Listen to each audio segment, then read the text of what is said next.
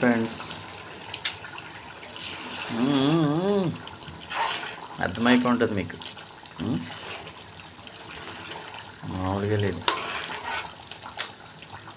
ఎంతండి ఇలాగా చూడండి, అంత చిక్కబడి అలా ఉండాలి. అలా ఉంటే రైస్లో కలుపుకొని కోడి కాలు పెట్టేసుకోవచ్చు ఒక్క ముద్దలో.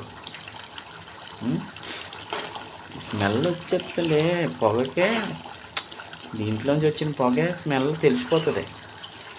ఎలాగ వండాము ఏంటి అని తినక్కర్లేదు, అలా ఉంటుంది చికెన్ కర్రీ అంటే. రవీంద్ర వండాడంటే మామూలుగా ఉండదు.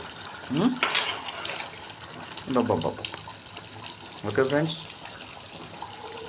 ఊహించుకుంటా మీరు తినేయండి, ఎందుకంటే నాకు అందుబాటులో మీరు ఉండరు కాబట్టి. అందుబాటులో ఉన్నందుకు నేను వండి పెడతాను. ఓకే, అలాంటి అవకాశం రావాలని